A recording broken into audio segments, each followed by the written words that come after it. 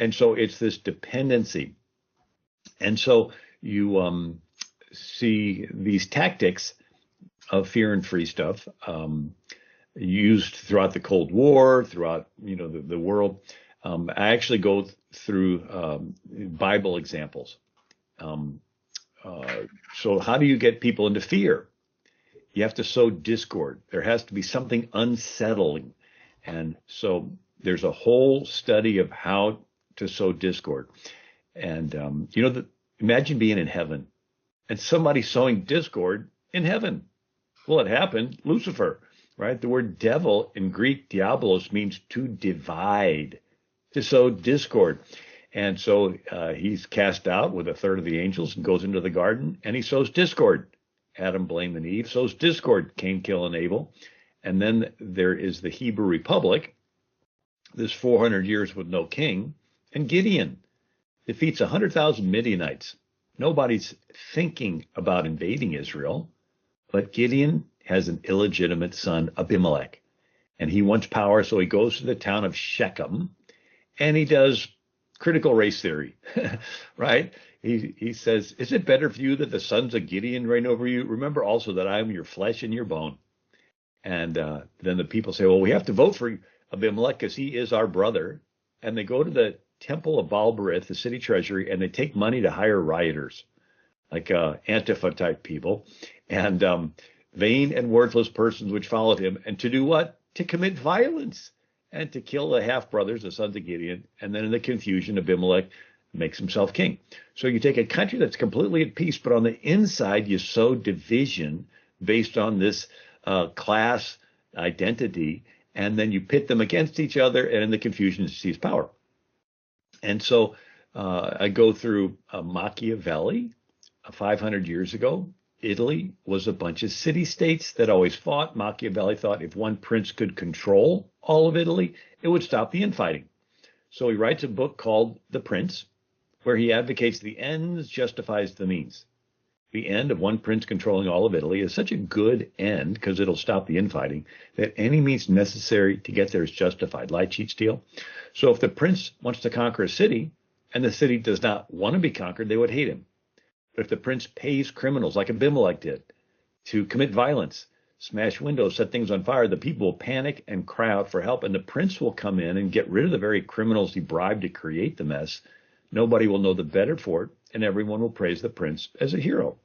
So it's good marketing. You create the need and fill it.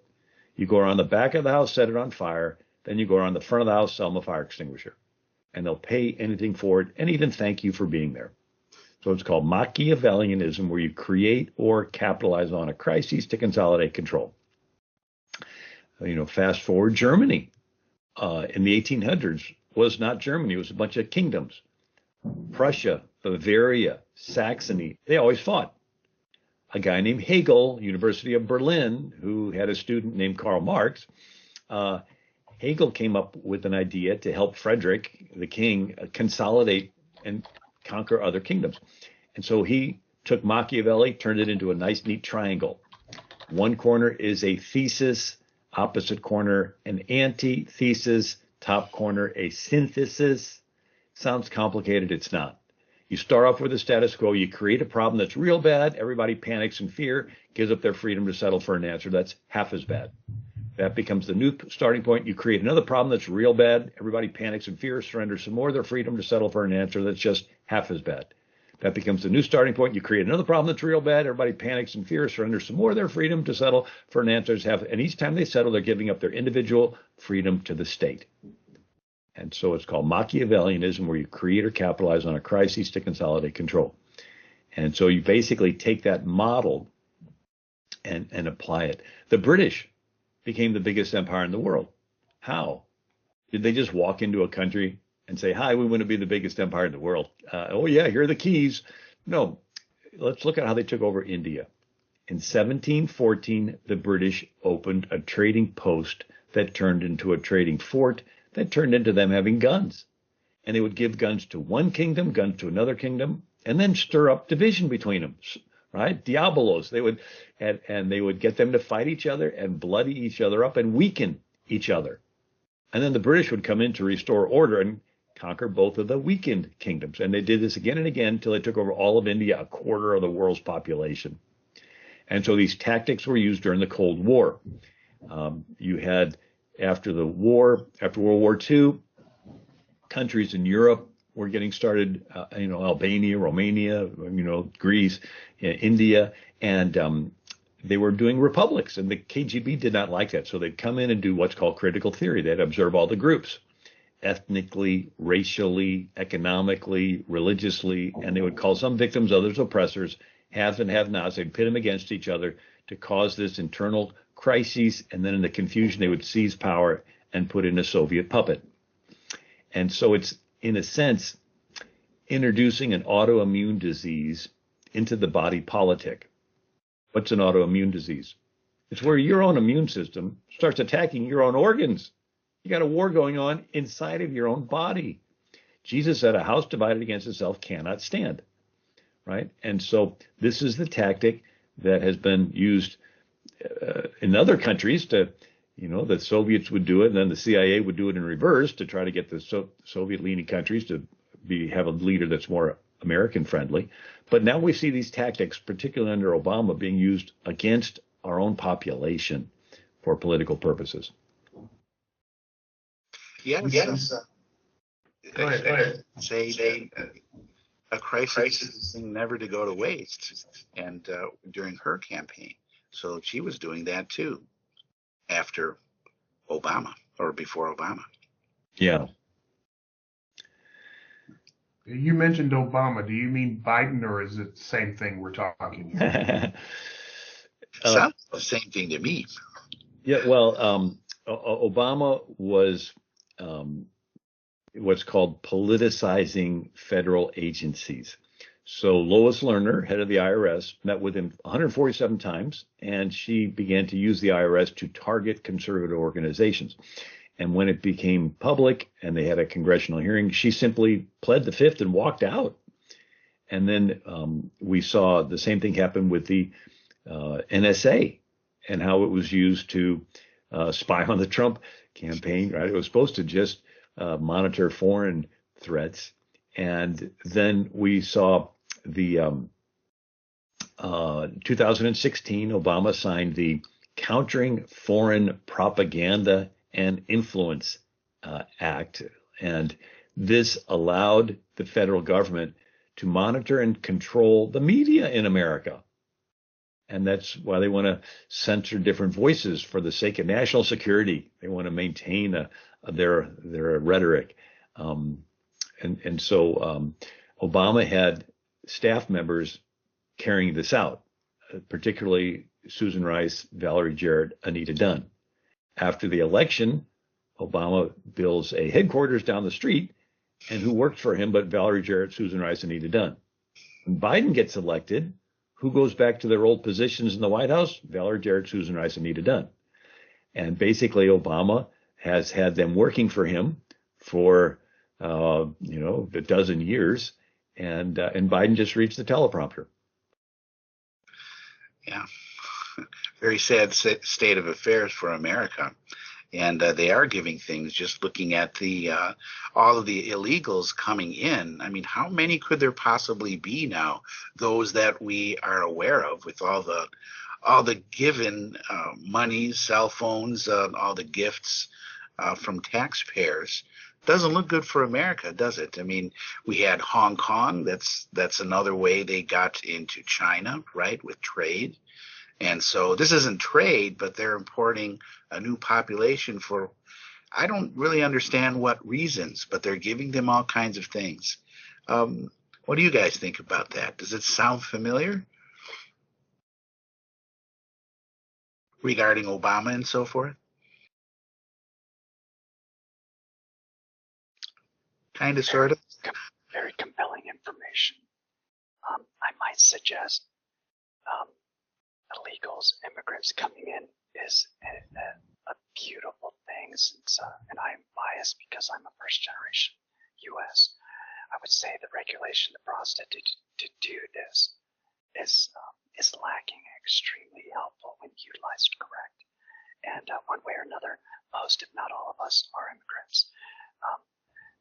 But I do concur with you, sir. It's just that we don't know what the real agenda is behind all those people coming in. And so when you see someone creating a crisis and then coming and offering you a solution, that's the crisis they're creating.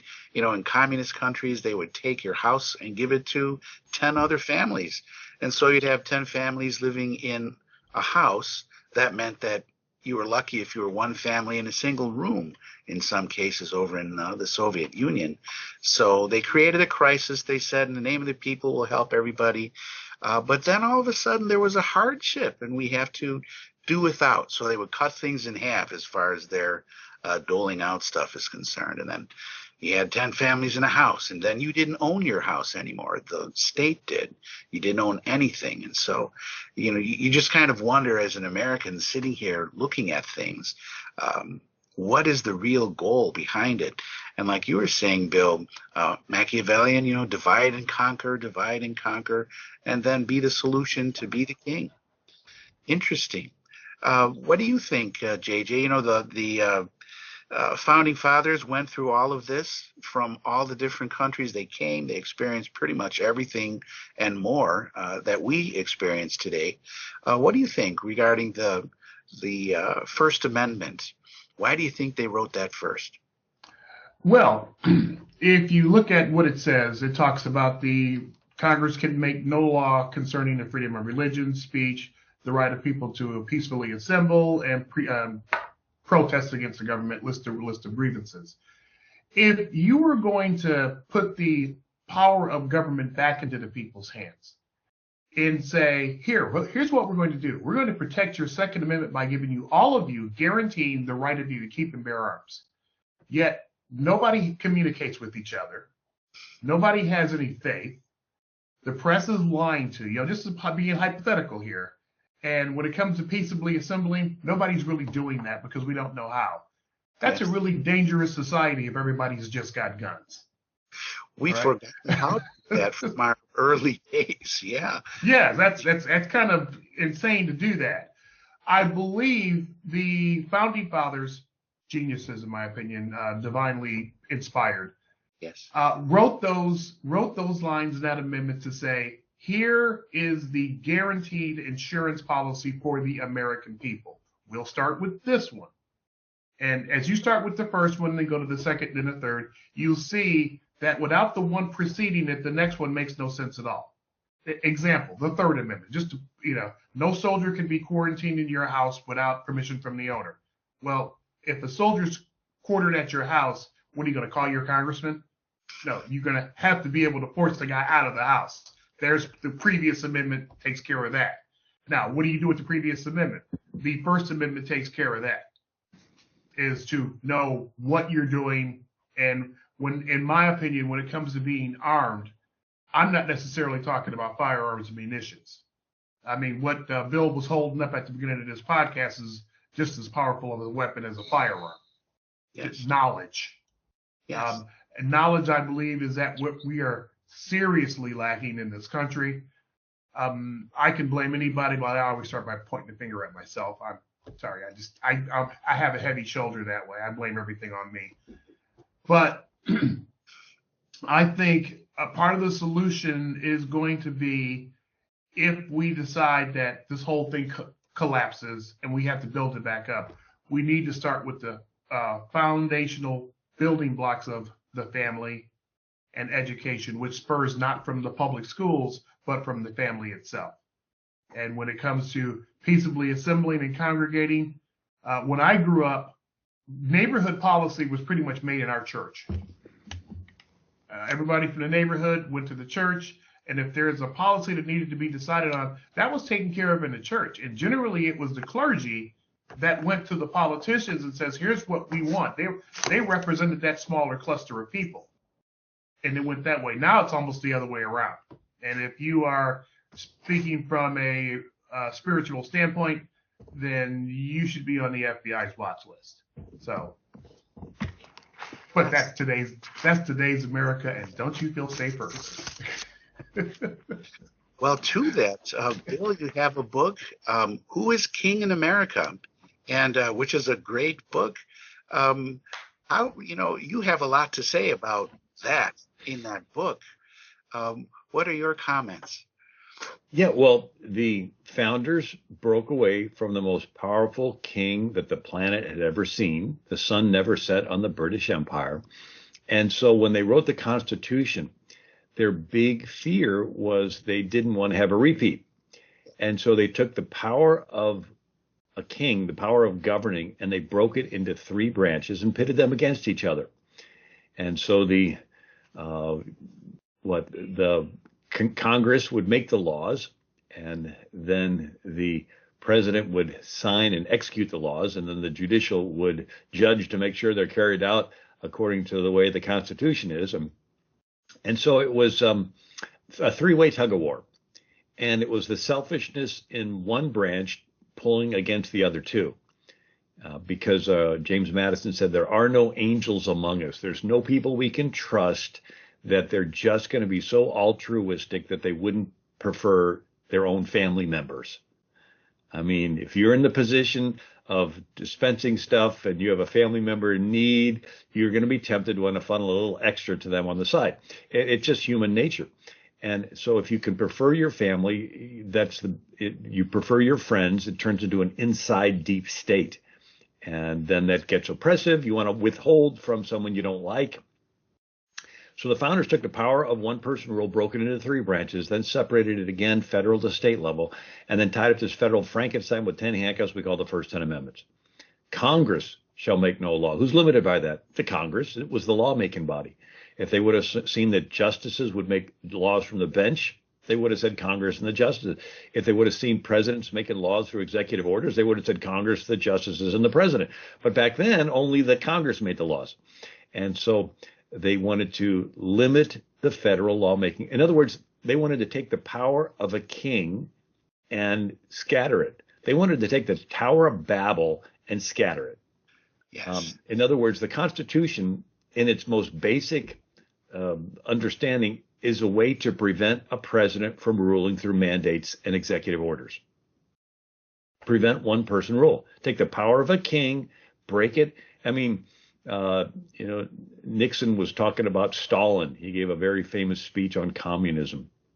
And he says, this is why we don't want one person rule, right? Because power is always going to concentrate, and they'll prefer their friends, turn into a hierarchical system. You're friends with the king, you're more equal. You're not friends with the king, you're less equal. You're an enemy of the king, you're dead, or you're a slave. And so we wanted to limit the government. And anyway, so I just wanted to throw that in there. So America is an experiment of taking the power of a king and scattering it amongst the people. So we get to rule ourselves. And again, the word citizen is Greek. It means co-king, co-ruler, co-sovereign. So you're a citizen of America. You are a co-ruler of America. We pledge allegiance to the flag and to the republic. A republic is where the people are king, ruling through representatives. And when somebody protests the flag, what they're saying is, I don't want to be the king anymore. I protest this system where I participate in ruling myself. It's like, okay, somebody else will rule you. And so you need to have an educated and moral populace. So as JJ said, the population needs to know what the issues are. They have to be educated. And so we saw where there's a king, you don't need to educate the people. The king has an army, and he just makes people obey out of fear. But if the people are in charge, the people need to be educated. At the same time, those that have an agenda want to sway the people. And so you look at Athens, a democracy, and they didn't have a king. It wasn't like China, where the emperor had 2,000 concubines and Mandarin eunuchs that kept their harems.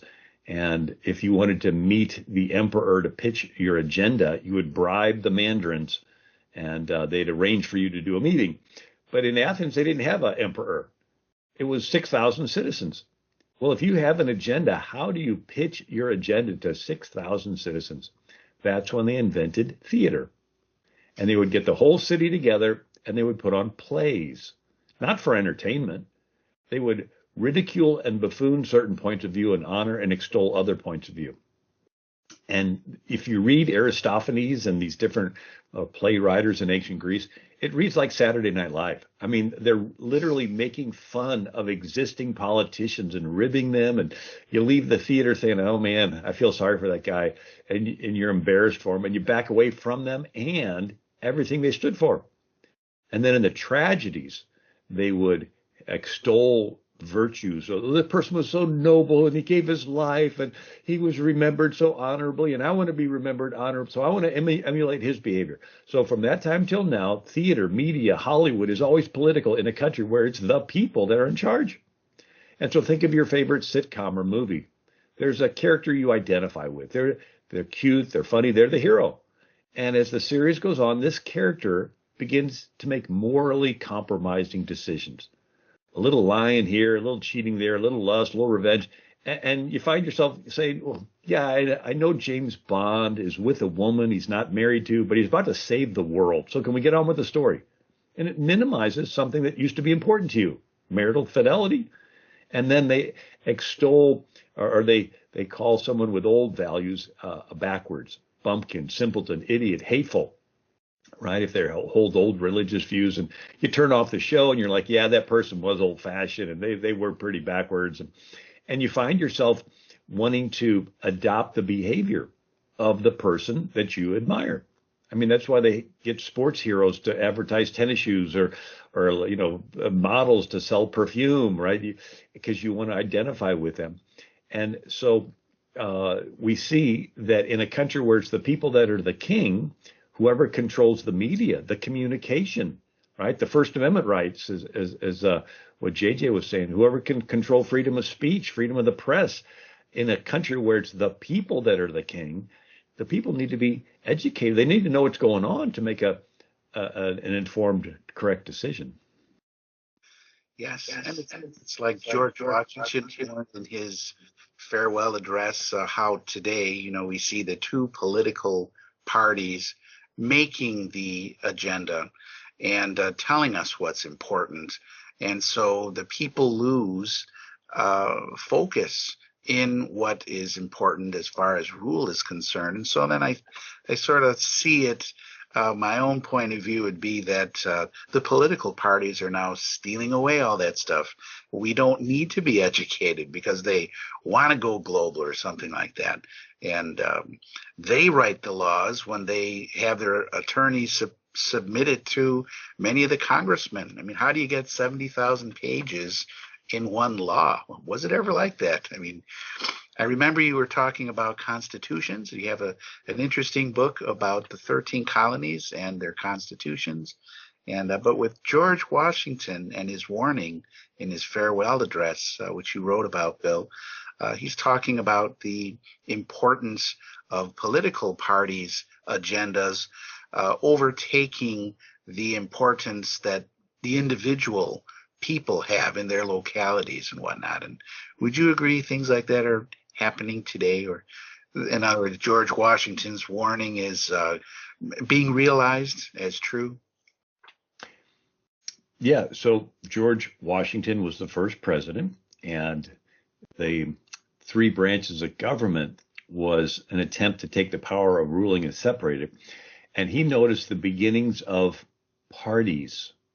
Now, back then, it was more or less the Federalists and the Anti-Federalists. The Federalists wanted a stronger central government so you could have a navy to defend us from outside attack, and you could have a stable currency so we could do foreign trade. The Anti-Federalists wanted a weaker central government because they didn't want to repeat a King George III who could rule through mandates and burn people at the stake. And so you had this struggle, and Washington said, this is dangerous because the party passions are so strong that people will, it's the team spirit. It's your alma mater. I mean, think of your high school. No matter whether the team is winning or losing, you're always going to be in favor of that team because that's your high school. That's where you went. Party passions go deeper than just a mental assent. There's an emotional attachment there. And Washington says people will be willing to take foreign help to advance their party's agenda. And the foreign government will then gain access to our government through these party passions. Now, back then, he was talking about the French and the English and their money and buying influence. But now we have China. And you have people in very high positions that are getting money from China, or the Chinese-controlled media that maybe can give them a thumbs up or a thumbs down. And so they are exercising influence.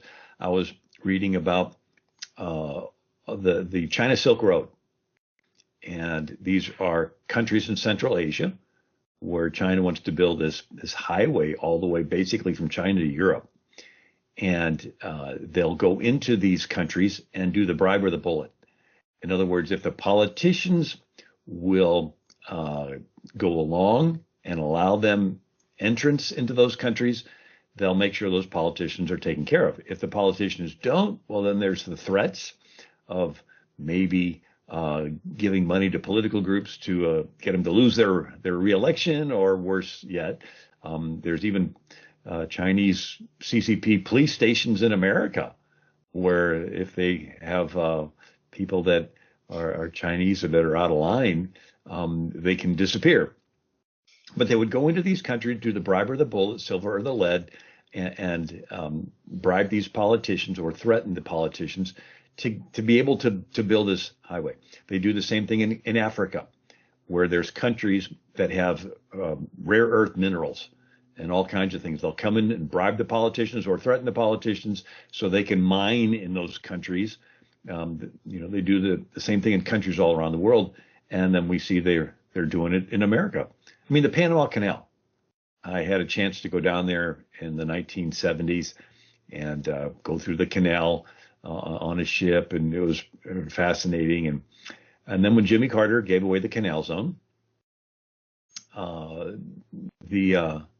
they put out bids, and Dutch companies offered to run the canal, American companies, Japanese, but China. And China came in with money under the table and bribed the politicians to give China control of the canal zone. And so this is a strategic choke point for world travel as well as military ships.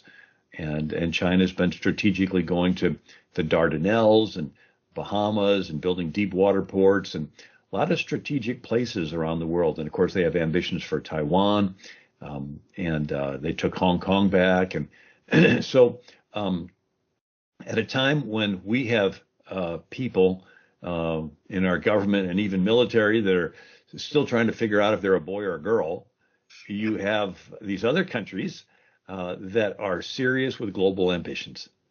And they have been playing chess while we've been playing poker. So it's a serious time for our country.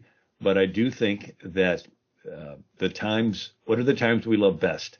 The stories, or what are the football games we like? Our team's down by 3 touchdowns. There's 2 minutes left, and they rally, and they're throwing sideline passes, and they come from behind and win. We always like to root for the underdog. What's the Bible stories we love the best? It's where God's people are in hopeless situations, and God raises up little nobodies, a Moses, a David, a Gideon. I mean, Moses was facing the most powerful military leader on the planet, the Pharaoh. The iron chariot wheel was a brand new invention, and the ones with the spokes that made it so that these things could go they were the fastest thing on earth at the time. And here's Moses totally unarmed, but he stood there holding on his staff, and the waves came in and swallowed up Pharaoh's chariots. David against Goliath, Gideon against 100,000 Midianites, and God said. He had 30,000 Israelites, and God said, too many, tell everyone that's scared to go home. Whittles it down to 10,000. He's outnumbered 10 to 1, but God said, still too many. Whittles it to 300. And then God says, watch this, and he rolls up his sleeves and defeats them. In other words, God made the odds even worse. So the stories we love the best are when it looks really, really bad, and God raises up little nobodies with faith and courage to stand in the gap. And so I think every generation has a crisis. right? Attila the Hun had an army of 500,000 men wiping out cities all across Europe.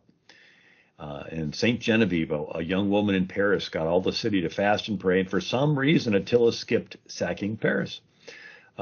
Genghis Khan conquered from Korea to Hungary, killing 30 million. I mean, if we would have lived during that time, and then you have the Spanish flu and the bubonic plague, every generation has a crisis. And this is just ours. And if we get through our current crises, there'll be another one. We get through that crisis, there'll be another one. It's sort of the human condition. And God knows that. In a sense, I think that he allows the crises so that we are pushed to have to show whose side we're on. And some people respond by running away and hiding and denying their faith and even taking the mark of the beast. How can I survive unless the government's my nanny? Right? And other people are going to say, okay, God, there's a crisis. Where do you need me?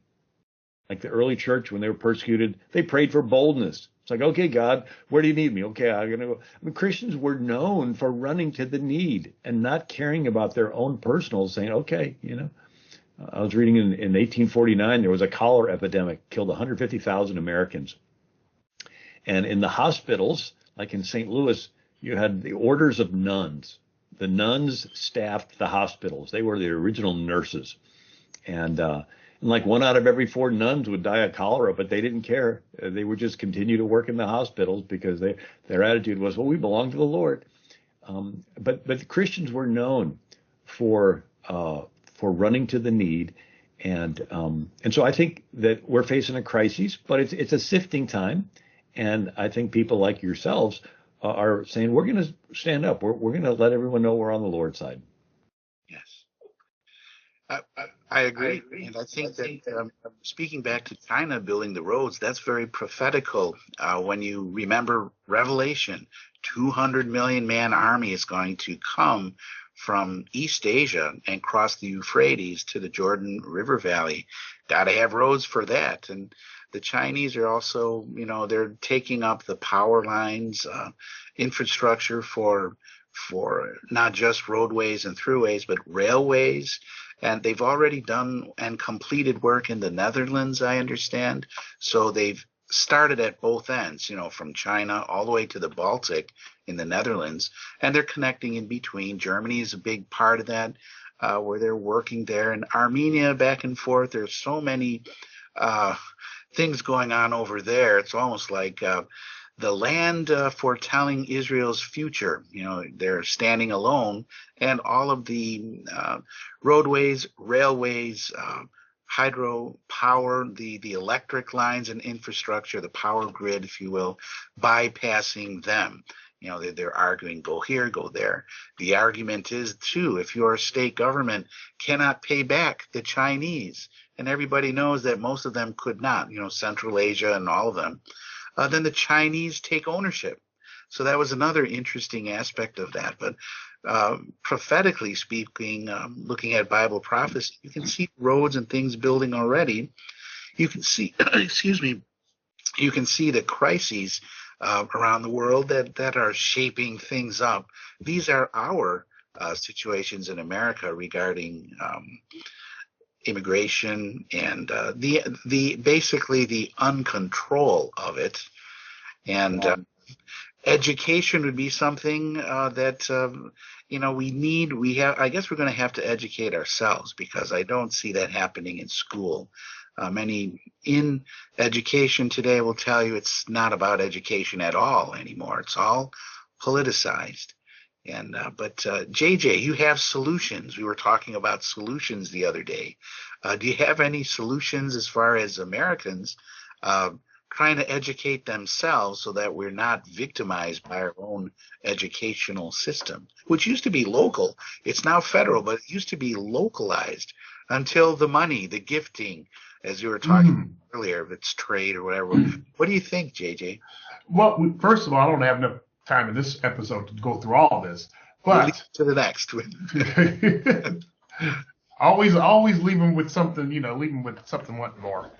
Yeah. The one thing we can do is get our education back to a local level. We need to look at ourselves. I think for people who like-minded individuals, like all of us, I think one of our failures and utter failures is Some of the things that we focus on should not be what we're focusing on. We are allowing I will never use the word mainstream, I'll call it state-sponsored media, the narrative keepers. We let them determine the narrative. We let them determine the rules of engagement. That needs to change, where we focus on our own narratives, our own rules of engagement. We know what our standards are. We know what our moral expectations are, and we stick to them. There are certain things that happen in society. There's one in particular that came out today that I believe our side, I'm using this as an example, should spend zero time on whatsoever. And I'll just say it, that's this phenomenon known as Dylan Mulvaney. So I'll just big picture there. I believe our side should give no attention to this whatsoever. We don't even acknowledge it. Another example, I believe that other outlets such as MSNBC, for example, they live and strive on our side replaying their clips. I believe if our side didn't comment on what they say, critique what they say, nobody would even know they were out there. I do believe there is a shift in attitude in this country because everything is becoming a kitchen tabletop issue now. Everybody can see it. Everybody can see what's happening to our kids in schools. Everybody can see what's happening to their economy. Everybody can now see actually what's happening to their elections. And the people are saying, okay, we see this, we want something done, but our side, I'm not blaming the other side. Our side is not giving them answers, is not only offering solutions, but asking for solutions. And I believe these solutions are, the best of solutions are within all of us. I don't have an answer. Phil doesn't have a single answer. Ramesh doesn't have a single answer. But collectively, we put our mind to it. We've learned throughout our history, one of the reasons this country became so great is because we are a republic. And being that republic, we were given the ability to think for ourselves. One of the things we've lost in this country is the art of critical thinking. Yes. Those of us who are critical thinkers, well, you're the ones that consider the far right-wing idiots if you think with your own brain rather than a collective hive mind. That's the difference. And that's what it's going to take. And to say, and we always say we need to make sure that people are educated. I think they're educated to a degree. You may not be educated as a teenager in your 20s, but as you get your first tax bill, have to pay your mortgage, insurance, start looking toward retirement, you suddenly become a more critical thinker. And it's that realm of the population that we have to say, not that everything's a failure and take a black pill, it's all going to you know where, but that we can fix this and it can be done. The first step is realizing that you have a problem. The second step is understanding that you must be part of the solution, not just a witness to what the problem is. There's my answer. Sticking to that. That's a fantastic answer. I think you're absolutely right. I agree with you there. And it is the case that many Americans are looking at themselves in their own country and saying, I don't like what I see. I don't like what I experience. Mm-hmm. My living experience is a lot more terrible, not even less than it was, but terrible compared to what it was. And so we have to do something about it because nobody else is going to do it. And Ramesh, you know that. You're someone who's done a lot in your lifetime and have accomplished so much. I can never do the things that you've done.